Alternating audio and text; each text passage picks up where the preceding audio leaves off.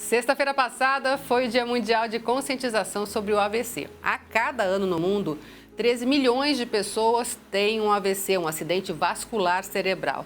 E desses, 5 milhões e meio morrem. O acidente vascular cerebral pode atingir pessoas de qualquer idade. Quem conversa com a gente sobre esse assunto é o fisioterapeuta Gabriel Martins. Tudo bem, Gabriel? Olá, Elaine. Boa tarde. Tudo bem? Tudo jóia. Gabriel, o AVC chega meio que de surpresa, mas para alguns grupos de pessoas ele tem mais incidência, né? É verdade. O AVC ele não costuma mandar alertas, né? Mas nós temos alguns fatores de riscos, tais como a hipertensão, o diabetes, né? Que é o alto índice glicêmico, tabagismo, né? Hábitos e vícios, né? De uso de drogas também, são alguns, né, dos fatores que potencializam a incidência de um AVC. Mas é importante dizer que não são só essas pessoas, né, Gabriel? Isso, não. Um AVC pode acontecer em qualquer faixa etária, né? A gente tem um índice de prevalência aí maior na faixa etária acima dos 25 anos de idade, né? Também ocorrendo na população, né, mais idosa. Um dos fatores principais nessa população é a aterosclerose, né? Que é aquele acúmulo de gordura nos vasos sanguíneos. E assim, a gente pode falar em prevenção, né, em cuidados, porque depois que acontece é mais complicado, né? Isso. É importante a gente ter um hábito de vida saudável, né? Aquela famosa resenha que todo mundo já conhece. Praticar atividade física, uma alimentação balanceada, né?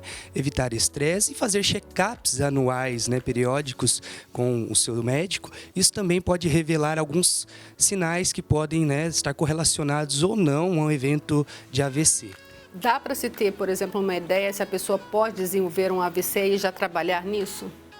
Sim, com certeza, né? O médico identificando alguns fatores potenciais, né? Tal como a hipertensão arterial descontrolada ou o diabetes mellitus descompensado, né? Isso já é um ponto preditor para a gente virar aquela chavezinha e mudar, né?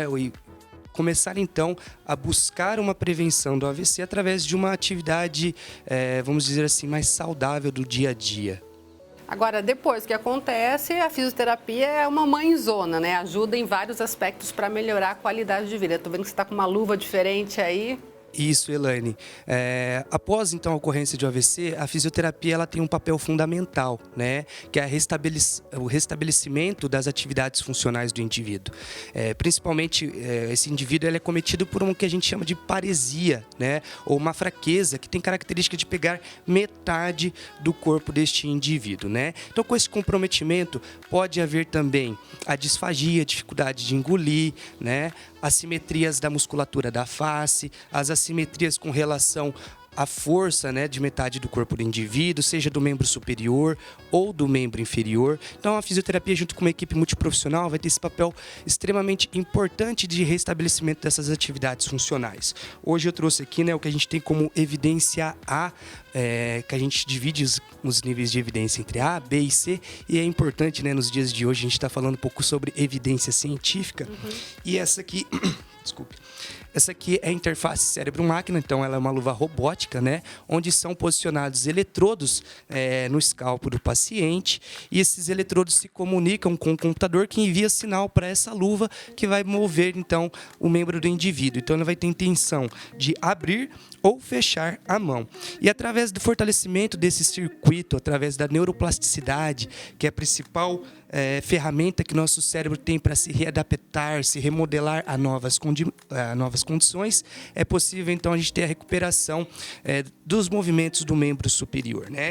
Essa hoje é a tecnologia para membro superior. O que a gente indica hoje como top de linha, vamos dizer assim, para o tratamento de um paciente pós-AVC, seria a interface cérebro-máquina, que dentro do protocolo também contam com outras, vamos dizer assim, níveis de evidência que são trazidos pelos guidelines internacionais, né, de reabilitação cardiológica, reabilitação pós-AVC, como sendo, né, o que a gente deve buscar após a ocorrência desse AVC.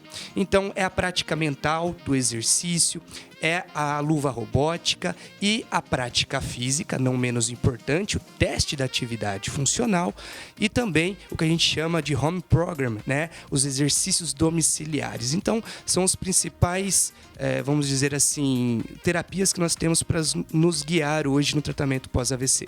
Em alguns casos, a gente pode dizer que o paciente chega a voltar a ter uma vida praticamente normal? Isso vai depender do tipo de AVC, qual foi a parte afetada no cérebro, que é muito específica, né? Mas, dependendo disso, é possível esse indivíduo ter uma vida normal. Em geral, são estabelecidas sequelas como diminuição do controle motor, deficiências na marcha, dificuldades na marchas, né? Então, tudo isso vai depender realmente de como foi essa lesão cerebral, qual foi o tamanho dessa lesão, destes danos, né? Qual é a idade do indivíduo, né? Hoje a gente sabe que os fatores de neuroplasticidade, eles acontecem muito mais fortemente em indivíduos mais jovens, então quanto mais jovem, uma taxa de sucesso de recuperação muito maior e, claro, né, do tipo de fisioterapia. Hoje a gente fala de uma fisioterapia especializada. Para o indivíduo que tem uma lesão neurológica, ele tem que procurar um fisioterapeuta neurofuncional. Assim como, né, nas áreas da medicina nós temos a ortopedia, cardiopneumo, na fisioterapia também temos essas especialidades, né? Hoje, tanto falado pela Covid, né? A fisioterapia cardiopneumo funcional, fisioterapia traumato-ortopédica e, no âmbito das afecções neurológicas, né? O fisioterapeuta neurofuncional, pois ele vai saber diagnosticar assertivamente, né, qual é o quadro cinesiológico funcional que se encontra esse indivíduo, quais são as alterações de funcionalidade e o que é necessário para esse tratamento. Que é diferente eu tratar um indivíduo que tem uma fraqueza muscular decorrente de um AVC de um indivíduo que teve uma fraqueza muscular decorrente de uma fratura ou alguma outra lesão ortopédica. Só para o pessoal entender um pouquinho melhor sobre a neuroplasticidade do cérebro, né? É que quando a pessoa tem o AVC, normalmente compromete uma parte do cérebro e ele deixa de funcionar algum setor do nosso corpo, né? E com esse trabalho que é feito, a neuroplasticidade vai puxar para uma outra, vamos falar de uma forma simples, uma outra parte do cérebro para fazer esse trabalho, né? Isso. Então, o nosso cérebro ele é maravilhoso, é a máquina fantástica que move, né, todo o nosso corpo, rege nosso ser. A neuroplasticidade nada mais é do que isso mesmo, Elaine. É a capacidade dessa reorganização de novas conexões, como se fosse, às vezes, uma pontezinha sobre a lesão, né? Só que isso é muito mais difícil. E isso é importante também porque, às vezes, o indivíduo deixa para buscar a fisioterapia depois de um momento que ele já tem essas sequelas mais estabelecidas. E aí ele já criou hábitos posturais, já criou métodos compensatórios que não vão favorecer tanto essa plasticidade. É o que a gente chama de plasticidade maligna.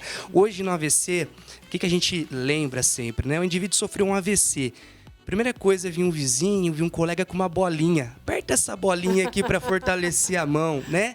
Na inocência, né? Isso é um hábito muito comum ainda, infelizmente, nos dias de hoje. Por quê? Tem boa intenção ali, mas falta o conhecimento técnico-científico para entender que, naturalmente, com a evolução da sequela do AVC, esse indivíduo vai desenvolver uma apreensão palmar, uma rigidez muscular para fechar a mão. E fortalecendo esse mecanismo de fechar a mão, fica muito mais difícil a parte difícil do AVC, que é estender a mão, estender o cotovelo, né? Então, atitudes simples como estas, né, se não realizadas, já podem prevenir uma série de complicações. O ideal também é que a pessoa busque ajuda, faça sim a fisioterapia, independente se vai voltar como era antes ou não, né? Porque o trabalho é justamente trazer qualidade de vida para esse indivíduo. Isso, né? Exatamente. Sempre dá para melhorar em fisioterapia neurofuncional. Se você não está evoluindo na fisioterapia neurofuncional, algo de errado está acontecendo. Hoje a gente fala em tempo de terapia. Hoje a gente fala de FIT, frequência, intensidade e tempo. Então já é sabido pela literatura científica que 2 vezes por semana de fisioterapia não vai restabelecer, né, a funcionalidade do indivíduo. O dia é composto de 24 horas. A gente faz fisioterapia meia hora, 40 minutos por dia. Será que isso é suficiente ao longo de uma semana? Então os fisioterapeutas mais atualizados na área neurofuncional sabem da intensividade, da importância da intensividade. É isso que o protocolo de interface cérebro-máquina promove, né? O restabelecimento desses circuitos. E também é sempre possível ganhar novas habilidades. Isso vai depender do quê? Do plano terapêutico individualizado de cada paciente, cada lesão, né? Então, como a gente viu ali no começo, você explicou muito bem que o AVC, ele é a interrupção do fluxo sanguíneo em alguma parte de um tecido cerebral.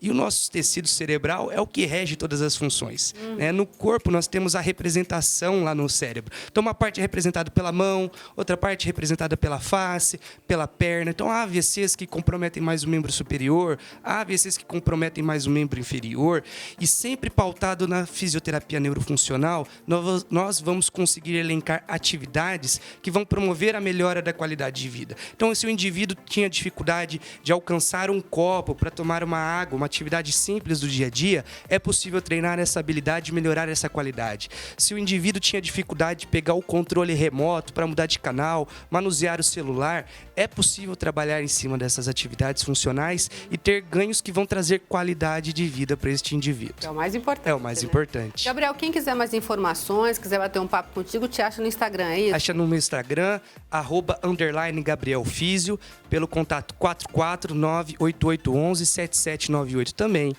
E na Clínica de Estudos de Intervenção Precoce, onde eu atuo. Tá joia. Muito obrigada pela sua participação. Eu que agradeço a oportunidade, Elaine.